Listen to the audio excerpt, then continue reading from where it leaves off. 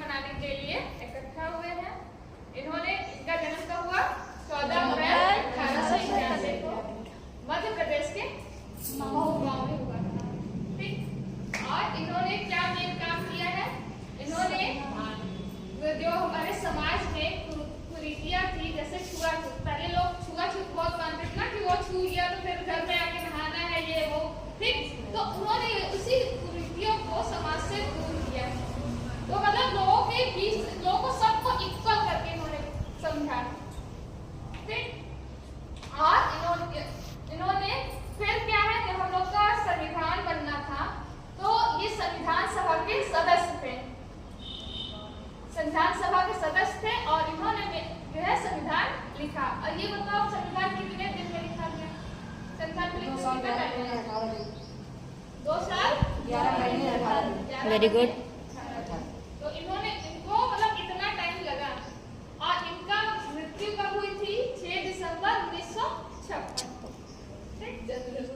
अपने जीवन के बारे में, उनके जो कर्म कार्य हुए हैं समाज सुधारने का, उसके बारे में बताया। मैं एक छोटी सी कहानी बताऊंगी उनके बारे में कि डॉक्टर भीमराव अम्बेडकर बहुत ही ज्यादा शिक्षित थे। उन्होंने भारत से जो पढ़ा, लेकिन उसके बाद वहाँ कहाँ गए थे? बाहर ना पढ़ने, लंदन में गए थे, वहाँ पढ़े थे उन्होंने, वकालत वगैरह किया था।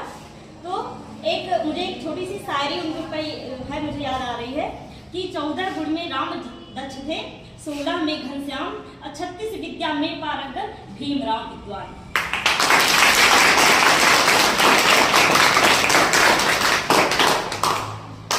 तो वो उन्होंने शिक्षा ग्रहण किया था, और आगे भारत, हमारे देश में आके बहुत सारे, जो मैंने बताया कि अस्पृश्यता है और भेदभाव जो जातियों का था, और स्त्री पुरुष का जो अंतर होता था कि महिला के स्त्री एक गृह की शोभा बन के रह जाए, घर की शोभा बन के रह जाए, बाहर न निकले, पुरुषों के साथ कंधा से कंधा मिला के न चले, ये सब थी वो सब चीजें। ये सब उन्होंने खत्म किया, क्या? संविधान बना के। उसमें महिलाओं को भी दर्जा दिया कि पुरुष के साथ कंधा से कंधा मिला के चले बराबर। आज वही उन्हीं की देन है कि हम सभी आज इतना बड़ा महिला स्टाफ हमारे यहाँ है ना? सभी पुरुषों से बराबरी क्या, उससे भी ज्यादा हम लोग हैं, उन्हीं की देन है। नहीं तो पहले ऐसा नहीं हुआ करता था। और उनकी शिक्षा पे वो वकील थे, है ना? एक बार की बात बता रहे हैं, वकील थे और वकालत कर रहे थे, कचहरी में बैठे थे। तो क्या हुआ, एक सेठ महाजन थे, सेठ महाजन के पास एक ही लड़का था, हाँ, बहुत बड़े सेठ महाजन, एक ही लड़का था। तो उस लड़के को पता नहीं कुछ किया था, उसको फांसी की सजा हो गई थी उस लड़के को। सेठ महाजन सबके पास दौड़ रहे कचहरी में कि कोई वकील उनका केस ले ले, कोई वकील कोई केस ले ले। सब लोग क्या हाथ खड़े कर दे, कोई केस नहीं ले रहा है, कोई केस नहीं ले रहा है। फिर वहीं एक कोने में बाबा साहब भीमराव अम्बेडकर बैठे हुए थे। तो उनके पास भी वो जाके पहुंचे कि मेरा ऐसा ऐसा केस है कि मुझको बचा लीजिए। तो उन्होंने कहा ठीक है, मैं केस ले रहा हूँ आपका। उन्होंने लिया, उसके बाद कहा ठीक है, मैं केस आपका दे दूंगा। फिर क्या हुआ, जब सुनवाई होती थी, सुनवाई हुई, उन्होंने वो कुछ नहीं बोलते थे उस समय। उसके बाद लास्ट में क्या निर्णय आया कि उसको आज फांसी दे, डेट निर्धारित हो गई, लड़के को फांसी की डेट निर्धारित हो गई कि फांसी लगने वाली है आज सुबह, है ना, कल सुबह। तो जब सुबह में फांसी के लिए, तब भी वो महाजन कहा कि आप कुछ बोल नहीं रहे, किस लिए मेरा केस लिए, मेरे बेटे को फांसी देगा। तो उन्होंने कहा साथ रहिए। फिर सुबह में फांसी का तख्ता जब तैयार हुआ, लड़के को जब फांसी के लिए खड़ा किया गया तख्ते पे, वहाँ होता है कि ऐसे तख्त बना होता है, उस पर खड़ा किया तो उसके ऊपर काला कपड़ा लगाया जाता है, उसके बाद फांसी लगाई जाती है। जब लड़के को तख्ते के पे खड़ा करके कपड़ा काला डाला गया, फांसी का फंदा गले में डाला गया, उसके बाद क्या होगा, जैसे ही फांसी लगा के डाल दिया गया और बटन ऑन करने वाला था जो गिरता है, जिससे हैंग हो जाते हैं ना, वो ही होने वाला था, तब तक उन्हें भीमराव अम्बेडकर ने कहा बस रुक जाइए जज महोदय, आपने यही आदेश वो सजा सुनाई थी कि लड़के को फांसी होगी, फांसी हो गई। आपने ये नहीं कहा कि फांसी से मरेगा, आपने कहा था कि फांसी होगी, फांसी हो गया। देखिए फंदा पहन गया, काला कपड़ा फंदा हो गया, फंदा पहन लिया है, फांसी हो गई, ना कि कहा मैंने मरने के लिए। तब उसी पे उन्होंने सब लोग कहा हाँ फांसी हो गई, मतलब सजा हो गया। मरने के लिए तो नहीं कहा गया था इसमें कि बनने के लिए। तब से संविधान में ये नियम आ गया कि टिल टू डेथ, है ना, है तब तक लटकाओ जब तक कि मृत्यु न हो जाए। इसी तरीके पहले वो नहीं था, उन्होंने तब उसको क्या बच्चे को, उस लड़के को, सेठ महाजन के बच्चे को बचा लिया था उन्होंने। और तभी ये है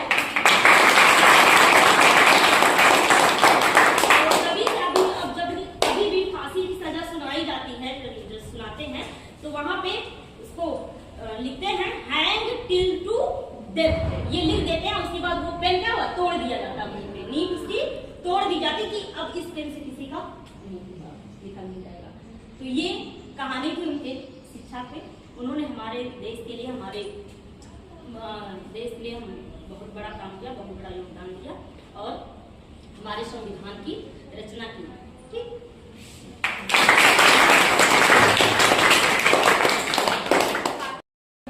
सबसे बड़ी बात है ना कि मतलब आज के दिन स्कूल में, ऑफिस में, कॉलेज में हर जगह मनाया जाता है। क्यों मनाया जाता है, क्या बताते हैं? अब मैम लोगों ने बताया क्यों मनाया जाता है, इसका उद्देश्य क्या है, लक्ष्य क्या है इसका? कुछ लक्ष्य तो होगा, बताओ सुप्रिया। हमें भी इन्हीं की तरह बनना है। अच्छी बात है। लक्ष्य ये था कि मतलब निर्धारित किया जाता है, क्योंकि इन्होंने कहा था कि ज्यादा से ज्यादा इनका फोकस शिक्षा को लेकर के था। ठीक है, ज्यादा फोकस शिक्षा को लेकर के था ताकि सबको ये महसूस हो अपने अधिकारों के लिए। शिक्षा में कितनी ताकत है, शिक्षा में कितनी ताकत है, उसको पढ़ करके हम क्या कर सकते हैं, अपने अधिकारों के बारे में कैसे जान सकते हैं, उसका प्रयोग कैसे कर सकते हैं, किसी चीज से अपना कैसे हम बचाव कर सकते हैं। अगर कोई परेशानी या समस्या में फंसते हैं तो उसका हम अपना कैसे बचाव कर सकते हैं। इसका महत्व ये है कि हमको अगर मनाया जाता है तो बच्चों के पता चलता है कि हम इसका प्रयोग कैसे कर सकते हैं। ठीक है, जैसे कि मान लो इन्होंने कहा था कि शिक्षा वह दरवाजा है जिससे तरक्की के सारे रास्ते खोल सकते हैं। शिक्षा वह दरवाजा है जिससे तरक्की के सारे रास्ते खोल सकते हैं। किताबें खुद तो चुप रहती हैं, लेकिन पढ़ने वाले को बोलना और लड़ना सिखा देती हैं। तो तुम लोगों को अपने अधिकारों के प्रति लड़ना और बोलना है। ठीक है,